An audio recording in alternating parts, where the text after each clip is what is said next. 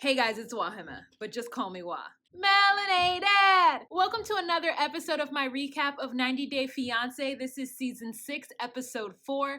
I am in a hotel. You're gonna hear some noise. I think there's construction, but it's Monday. I am ready to talk about this episode, so let's get started. First, let's talk about the thing that's on everybody's mind is Larissa's arrest. So apparently Friday night, there was a little tiff between Larissa and Colt in Las Vegas, and the police were called. Some of the details are shady, some of the information is not true, but what we do know is that Larissa was arrested, and I guess in Las Vegas there's something called a cool-off period, and so that's why she was arrested, and it was for domestic battery.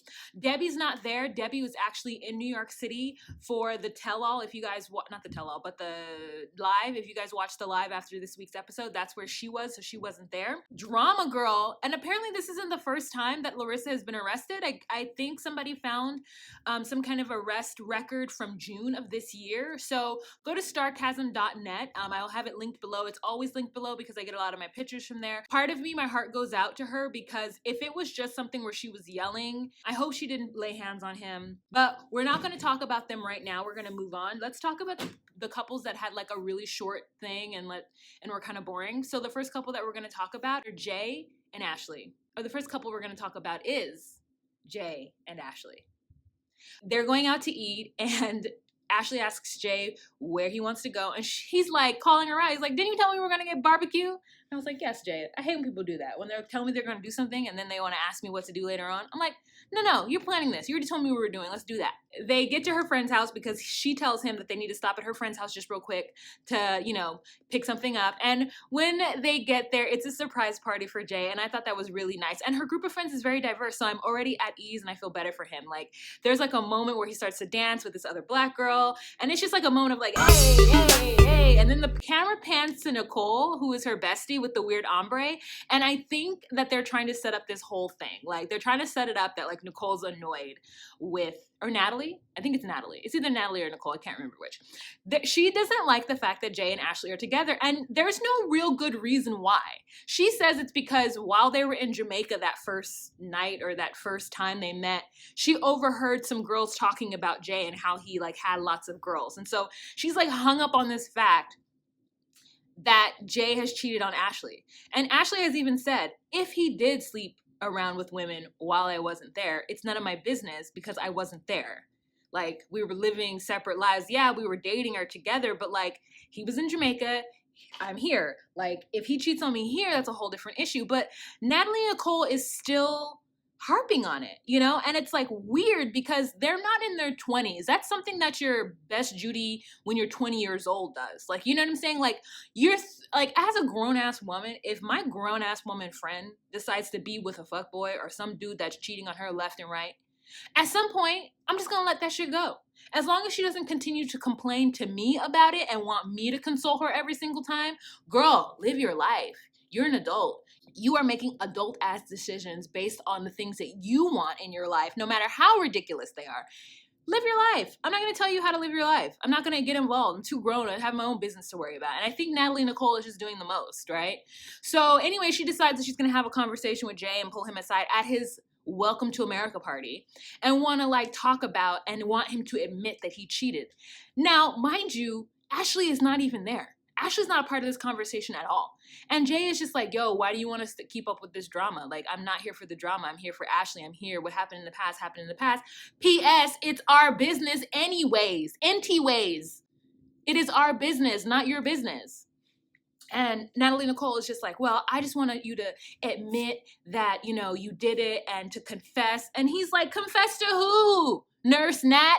Father Natalie? Like, Father Natalie just wants Jay to, like, go in the confessionals and confess. And he's like, I'm not confessing to anything. We grown. Ashley and Jay end up talking, like, after they wake up from bed. And Jay's like, look, you need to handle your friend. Like, what are you going to do about your friend? She cornered me and tried to have a conversation about me cheating, getting me to admit that I cheated. And I'm just not here for that drama. Like, I'm not here for it. And Ashley was just like, you're right. You shouldn't have to deal with it. And then Jay's like, so what are you going to do to handle your friend?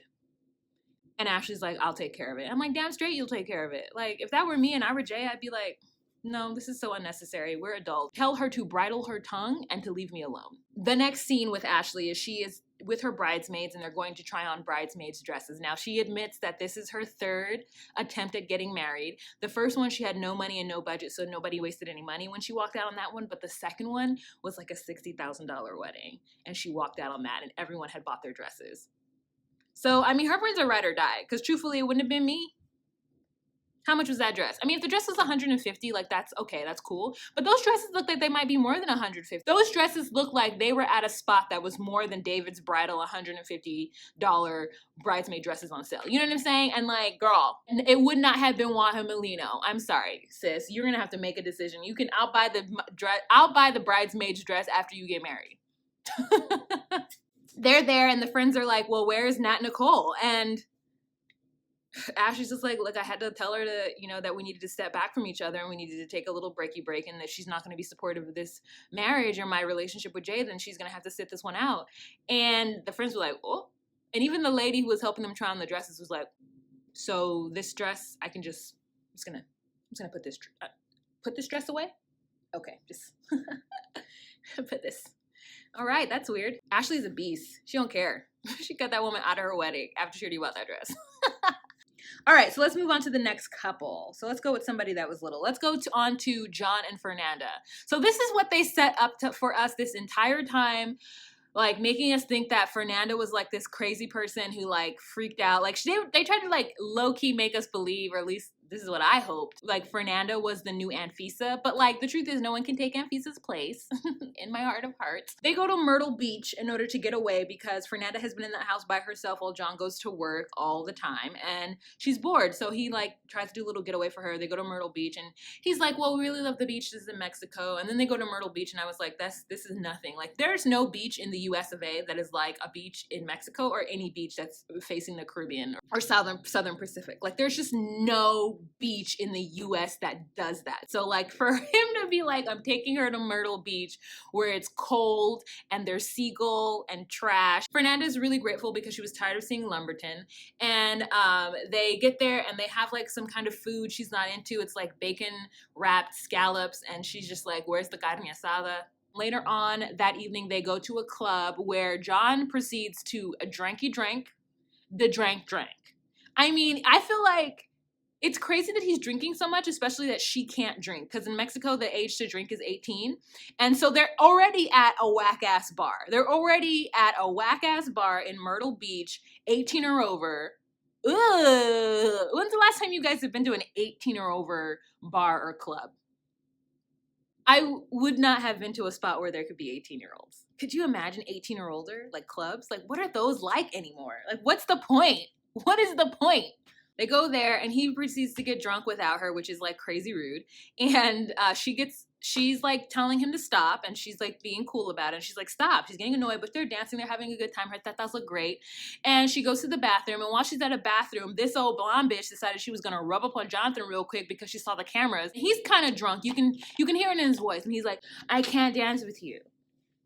No, I can't dance with you. I have my fiance. She's in the bathroom. She'll be right back. And the girl's like, why? And then that's when Fernanda sees her and walks up and is like, what the fuck? And she like slaps the girl's thing. And then John holds her back and the girl's like, what? And I was like, you don't want none of Fernanda.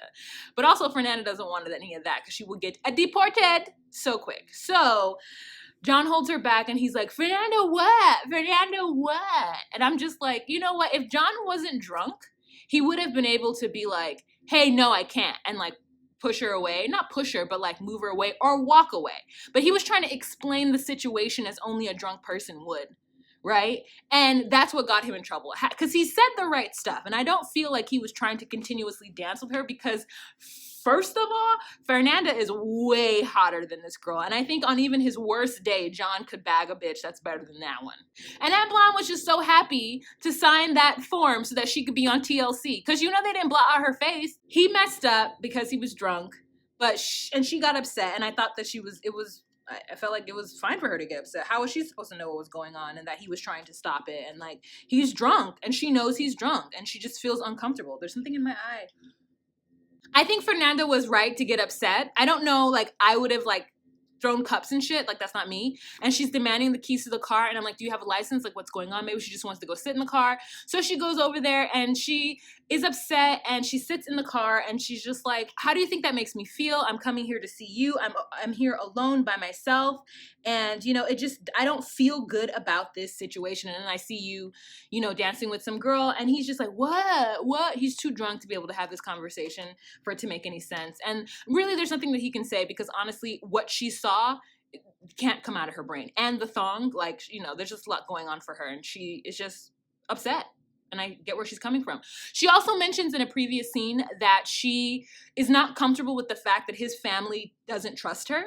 And John says that his mother is slightly jealous. And so because they don't like this whole scenario of him going to Mexico and finding Fer, this like 19-year-old girl, Fernanda says that if his family doesn't like her and they don't get along, then she's not going to marry him because she already feels alone in this country. And then to have her extended family not like her is just going to even make her feel more alone and isolated. So let's move on to our next couple. Okay, let's talk about Olga and Steve. Okay, so this was so cute, you guys. Steve, like, I'm so proud of him and the way he behaved. Like, I mean, you guys, if you watch this episode, it was so endearing and just so sweet. And it made me so mad that, like, Russia doesn't allow men in the room, you know? It just made me so pissed. But I got a little insider intel. I was going through some comments and I saw that somebody actually explained that the reason why men aren't allowed in is because a lot of these hospitals are government-run hospitals and the births take place in spaces that house more than one woman. And just for privacy reasons, men aren't allowed in there. Now, if they had enough money to go to like a private facility or a private hospital or something like that, then he would have been allowed in and there wouldn't have been any issue. And so that makes more sense because in the US that I'm aware, every time I say something in the US, somebody's like, in the US, they do that too. And I'm just like, okay, so let me just say, as far as I know, there aren't any hospitals that wouldn't allow a man in. There aren't any government-run hospitals that have births in a bigger space where more than one woman is and wouldn't allow a man in that I know of.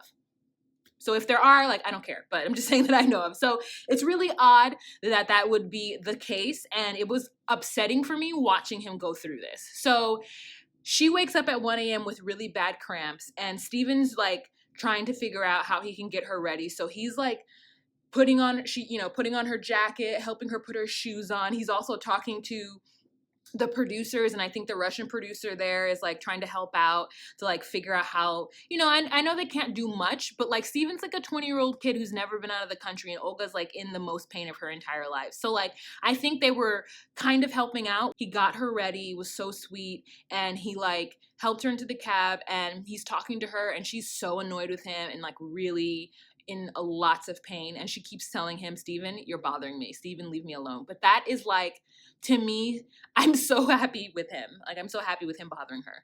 And he's like, okay, good, I'm annoying you. I'm okay with that. You know, and he's just like, really wants to be such a good dad. And like, you know, I know this all is kind of the same for a lot of people during this point. And so really the proof is in the pudding. So it depends on how he is afterwards. But this is so sweet to me. Goes with her there and like tries to have conversation. But the nurses, those mean government Russian nurses are every stereotype of like a cold Russian woman I have ever heard of in my life. Like, and I get it, they don't speak English and there's a fucking camera crew and they're probably annoyed, but like, this is a big deal. And I guess they're just kind of jaded of the whole situation. Like, look, you don't got no money to have your own private room. You're not going to be in here. And so Olga's trying to explain it to him, but she's in a lot of pain and she doesn't understand why he just doesn't understand that he can't be there. And it's just like lost in translation, lost in communication, and then like killer contractions. You know what I'm saying?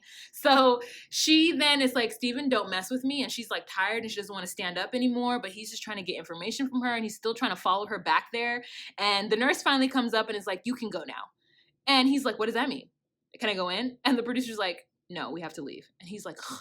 So how do I get permission? So basically, Olga would have had to ask for permission from him for him to be in the room prior to her going to the hospital. And I guess maybe she didn't realize how important it was for Steven to be in the room. Maybe she didn't do that much of research. He's in school. There's a lot going on. She just didn't take care of that bit of business for him. So he ended up having to come back the next day and meet with the chief of the hospital to get permission. And then like sign bunches of paper, and then wait 6 hours to like find out if he could go in and be in there. And he was so nervous that he was going to miss the birth and he was going to be denied access to the birth that he was like getting pissed. And I was just, got a little American, you know, for a second, and was like, I'm going to raise hell. And I'm like, you're just one little person in this big ass country. Even if you do raise hell, no one's going to care. They're just going to deport you. So chill, chill, Steven. So they finally let him in, and he's so happy, and he's like hugging on Olga, and she's just to the point where she's in so much pain because she's now been in labor for over 6 hours. And I'm just happy it ended out the way it did, but I was really proud of him and his whole ordeal with her, and it just made me like him. The thing that I threw them both for a loop is that Olga is going to have a C-section. And I had a friend who had that happen to her. She was not planning on having a C-section, and it ended up being a little bit of a harder situation because she was just so much in pain she couldn't hold the baby for a while. So I do wish Olga the best, and I know she's healthy and happy now, but now that I like had a friend who had a C-section, I always feel a little bit of like worry for women who have C-sections because it can be painful afterwards, you know? There's an incision and then you have that scar and like, you know? But she's young. And I think she'll be fine. She was a little scared of the operation, but she'll be fine. So the next couple we have are Colt and Larissa. Okay, so Larissa and Debbie go furniture shopping, thank God. And Larissa is our disco queen. She has got on a pantsuit with like a cutout in the back. So it's very colorful. You know, it's giving me that like south of the equator vibe, like disco queen. I wonder if it was bell-bottomed or like flared at the base. That's all I was wondering the whole entire time. So they go into this like around the way like neighborhood furniture store. They didn't go into Bob's, they didn't go into Crate and Barrel, they didn't go into like some reputable place. No Ashley's, no Living Spaces, you feel me? They went into like furniture discount. They were looking at a sectional that Larissa thought was so comfortable and luxe and luxurious looking that cost $12.99. And I was just like, yeah, furniture, discount. And then they were helped out by this dude who looks like he works in his uncle's furniture shop. He was like, oh, let me help you with that, while he's wearing like a tracksuit and a t-shirt. Like, you know what I'm saying? Like, he was so accommodating because there was cameras there, but like the shop did not look like it was the kind of place that would help you look for furniture. Just answer how much it costs and a possible discount. She was talking to Debbie about it, and Debbie was like, well, I'm not gonna buy it until Colt looks at it. And Larissa's like, we don't need Colt's answer to everything. He's not our father. Like, he's my husband. He's your son. You know, let's just buy this and surprise him. And Debbie's like, no, that's a lot of money to spend on something. And I'm just like, Debbie, y'all don't have any furniture. It's not a lot of money to spend on the sectional. You don't have anything right now. It's not like you have something and you're just like, well, you know, we have to save until we get something. Like, you do not have anything. Does Debbie work? I don't think Debbie works, y'all. Why doesn't Debbie go get a job? When does she stop working? Maybe she's retired. She does look a little up there in age. Like, she could be over 65. We found out that Colt and Debbie have a joint bank account and a joint credit card, and they've had that since he was 14 years old. This story between Colt and Debbie just gets worse and worse. And it's only a problem because he's 33. If he were 25, I might make allotments for it, but he's so old. So Debbie puts down her gauntlet and says, no, we're not buying this. And Larissa really wants to, because she's just like, look, you told me to buy the furniture I want. He said I could get what I want, and this is what I want. And Debbie's like, no, first of all, we can't get leather because of the cats. Debbie's just not gonna get it. And she's like, I don't think Colt trusts Larissa with his money. And it turns out that Colt doesn't trust Larissa with his money. He thinks that she's just gonna spend and go crazy, which I think she absolutely would too. So I see why. But he should just get her own credit card with like a $500 limit so she could buy something. You know what I'm saying? Get her a credit card that only has like 1,000 or 500, but she's just new to the US, so she might not be able to get a credit card yet. I see. But he could put it on a prepaid like debit card for her. Listen, I'm trying to get Larissa this money, okay? I'm trying to get her this money, girl.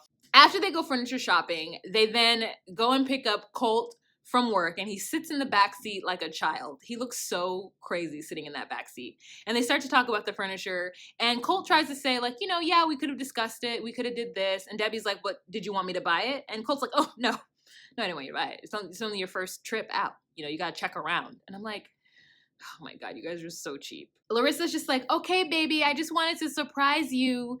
And, Coltie. And, I wanted a biggie furniture or whatever. And she's just like, okay. And then she says something that is so fake that I'm just like, Larissa is the best actress. Like, she's so good. She's like, okay, Coltie, it's okay. So yeah, they're just in that car passively aggressively talking about the furniture. So then the next scene with Colt and Larissa is that they go and see Leah and John, who is Colt's cousin. And Leah is there with a headband on with flowers on it, again, ready for these cameras, in her best, in her version of her best, which is all we can ask for. First of all, John is wearing like his work uniform or like some kind of NASCAR. He's one of those guys that change the wheels and like gas up the car in NASCAR. Like when the car speeds up and stops and all those people run out and start doing stuff. Like that's what John looks like to me. I mean, he's just like wearing a hat and a thing that match and his name on it. And I'm just like, what? Why? Why that choice? And I guess this is your best. So, okay. So he comes out of the gate shooting, he's just like, whoa, so are you here for the green card? What are your intentions? And Larissa's like, I love you, Coltie. The only thing is, he wants to lay in bed together. He wants to watch TV together. And she just like wants her own life. She's like, I love him, but like, I need more than just hanging out with him, watching the cats and playing video games. Like, I need to have my own life.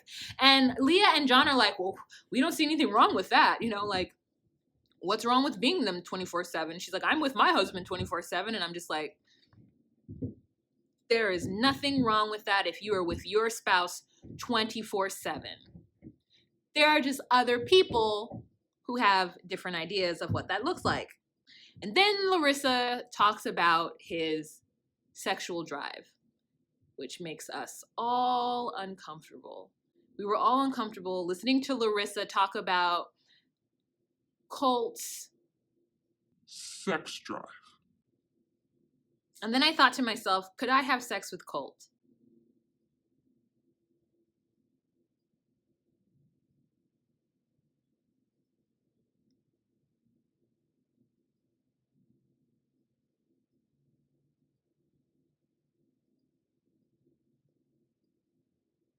Maybe? Maybe. Okay.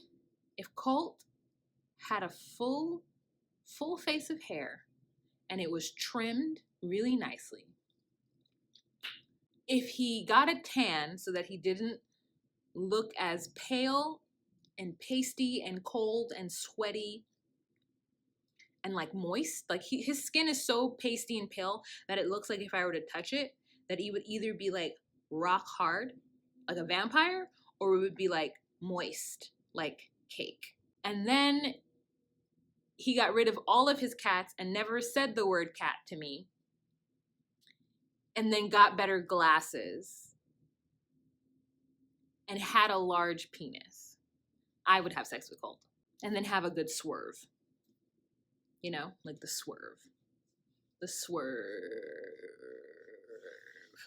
And then I would never tell anybody. So don't tell anyone.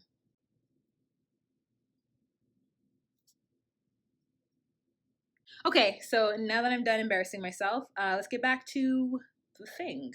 So Larissa says probably saw her as a Latin woman who's like big boobs and big butt, and he thinks that all she wants to do is bounce up and down and shake her booty, but that's not what it is, and she doesn't have that kind of sex drive. And I'm just like, that is so interesting that is his type, when he is the exact opposite of what you need to be to attract that type. But he got Larissa. Why am I single? All right, so the next couple that we're going to talk about is Leida and Erik. Erik is a sweaty, greasy mess, and I don't understand his whole situation. Like, I'm not even going to really, it's just, I'm so mad and so sad for Leida. So her family's there. They take another 19-hour car drive from wherever to wherever, and they wave bye to Manhattan, and the whole family's like, oh, Manhattan, Manhattan. Okay, bye, Manhattan. As they like drive forever onto Pennsylvania and they get back to the same cabin. The same 2-bedroom cabin, but now there's 3 more people.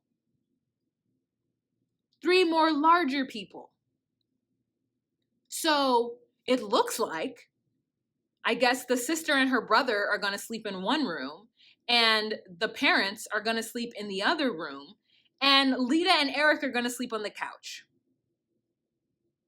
in this cabin with no maids and no cooks. And Alessandro, who is grumpy, who they leave in the car for a short period of time and then go back and get him. And he's so grumpy, he doesn't want to be with Erik anymore. And Erik is trying to force him to do something. And he's like clutching onto his grandpa. I'm like, well, Erik, he's only known you for 3 days, bro. Let baby Alessandro go with his grandpa. Erik is like, I don't get it. I don't like him. I don't like him. He's greasy. Metaphorically. He's physically greasy and he's like metaphorically greasy. I don't get it and I don't like him. The father is low-key scared of like the mountain lions that are in the back because they're up against our forest and he's like worried about it. He's like a true city guy and he's like a famous surgeon in Jakarta and so like they're just used to a different lifestyle. I mean, they don't dress like they're used to that lifestyle because I was definitely waiting for some like fashions to come through and there was no fashions to be had. I'm like, every time I look at Lita, I look at her clothes and I'm like, I know that those are expensive clothings, but on her body, they look cheap because she doesn't buy clothes that fit her or that work well for her. Does anybody else get that? I feel like the sister is the only person who's like, oh, I know how to dress myself. And everyone else is just kind of like, I'm sure that's an $800 shirt, but it looks like it's $15 from Walmart with the way you're wearing it, girl. Like, come on, let's get some pizzazz. Like, come with it. I want to see some outfits, Lita. They wake up the next morning and then drive to Wisconsin. So they go from Pennsylvania to Wisconsin. You guys, this is so much driving.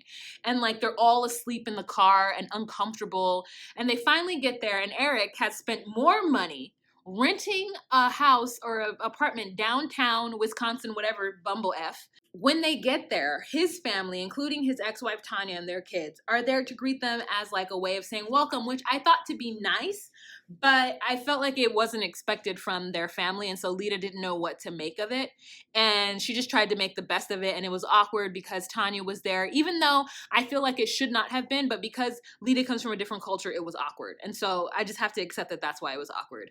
I thought it was a good show of faith on Tanya's part, but I don't know. Let me know what you guys think about that down below. So they get there, and I gotta see what time it is. I gotta go to work. Oh shit. I have 5 minutes. Basically, Lita's dad was like, hey, I want my daughter to go to school and finish her education. And Erik is like, what is an education? What? Medical school? I don't even know a doctor. In fact, I haven't been to the doctor in over 10 years. Like, the class difference is just so astounding. They're like, and Lorena was like, so if you could help her get into a medical program or with someone you know, basically like being like, if you have any connections or any like networking groups that my sister could use to get her education going and everything. And they're like, They're like, education? You mean high school? Oh, we can help her. We know where the local high school is. They don't know anything about being no doctors, okay? They don't know anything about doctoring, okay? Not a thing. Not a bloody thing. So Lita and Erik then go to the hovel, and Lita comes in, sees what we all saw in the previews, and starts to cry, as she should have. She's like, my parents think that you're going to be able to take care of me and Alessandro. I just felt like Erik spent too much money planning this fake life when he could have just taken that money and got a new apartment, right? It's so dirty. He says that he told Tasha to clean it. Obviously, Tasha is not going to clean it because she doesn't care about Lita in this entire situation. She's being kicked out, so why would she cooperate? I mean, this whole situation is just so jacked up from Jump Street, and I feel really bad for Lita. And she has every right to cry. And he doesn't even care. That's the thing that bothers me, is that he like kind of cares, but he just really wants her, that he doesn't even care about what she needs. You know, like he just wants to have a young wife and a family. So selfish, no? Lita is so funny because it seemed like at first that she was upset just because it was a hovel. And then after that, it seemed like she was upset because she was going to have to clean the hovel and she didn't make a mess. Like, that's how I was like, so wait, are you mad that you have to clean it? and you didn't make the mess, so why should you have to clean it? Or are you mad that you just have to clean it in general? Like, you just have no idea where to begin. Like, he just needs to get her a maid real quick. He could just hire out somebody, pay him $60 to help Lita clean that house, or just to clean it. Like, get a maid and have them clean it. Do a real good deep dive clean. That's all he had to do. Instead of spending money on gas, driving back and forth from Pennsylvania, he could have just got a cleaning service to come in and clean that apartment real quick. I mean, there's just so many stupid stuff happening. She's like, I'm gonna have to clean. I didn't make that mess and now I have to clean it, and who's gonna help me clean it? I'm just like, girl, you are a mess. So the last couple that we're gonna talk about is Asuelu and Kalani. Again, Asuelu has my heart. Like, I want the best for him. In this episode, Kalani's still trying to pull together her family, mainly her sister, and they end up having the opening scene, though, with Asuelu and Oliver is so cute. He's tickling Oliver, and Oliver is just cackling and laughing and giggling. I love the sound of baby giggles. It's so cute. It's so cute. So he immediately has my heart from the jump, and then they go to the playground, and that's when I was like, Kalani, take that baby, Kalani, because Asuelu does not understand that Oliver has just learned to hold his neck up, because he tried to put that baby in that swing and let him go, and Kalani's like, wait, he's like, I know what I'm doing. We're like, no, you don't. You just said that the villagers' women took care of babies. You just know how to crack coconuts, so go ahead and put that baby down before you crack this baby. Trying to push his baby in the swing. I was like, take that baby. So anyways, they end up having a conversation where Kalani says, hey, you're going to have a one-on-one with my sister before we leave. Oh, P.S., they're leaving. So she quit her job in order to do this show and to take care of Asuelu when he got here. Her money is depleting. She had to get the Airbnb.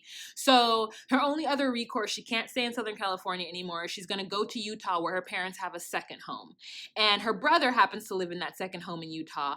And so they are now having their final farewells with the sister, and so they want to make amends. And so she was saying that her brother, low-key, was probably staying in the house in order to watch Asuelu and Kalani. But whatever it is, at least they're going to have their own place without their dad breathing down their neck.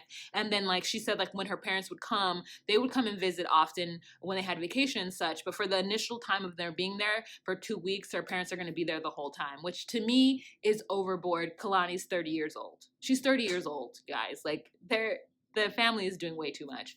I mean, unless they're really there to help her, and then I get that. But even then, both of the parents don't need to be there. It could just be the mom.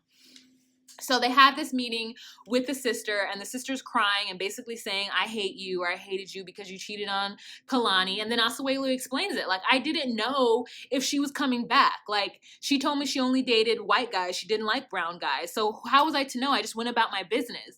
And so I wasn't cheating on her because we weren't together. So, like, Kalani's like, well, okay, she's like, I spend so much time hating you, and so it's really hard, and I just want you to be there, it's hard. And she's basically just jealous that Asuelu's there to be the father of this child that she's in love with. And I get it, but, like, girl, keep those, like, jealousy feelings to yourself, because it makes you look real weird and weak, in my opinion. So they were just briefly talking about how it's going to be hard for them to not have sex, because apparently Kalani likes Asuelu's, what does he say? I'm sexy moves. Asuelu says, Kalani likes I'm sexy moves. I was just like, oh, Lord. He said, I'm sexy moves. Somebody needs to make a t-shirt that says I'm sexy moves. I think he's a great guy. I really like Asuelu. He seems really fun, and, like, he's just trying to make the best of this situation. And I would hate to see him upset, but she loves him. They love each other, and I absolutely do wish the best for them. But those tattoos, girl. Oh, those tattoos. That's serious. All right, you guys. So that's the end of this episode. Thank you so much for watching. Please go on ahead and subscribe to my channel if you're not already subscribed. Let's have a kiki and a conversation down in the comment section. And that is it. What did you think of this episode? If you like what I do here on this channel and you'd like to consider becoming a Patreon patron, please click the link down below. And remember to be you, be true, and find your place. Bye.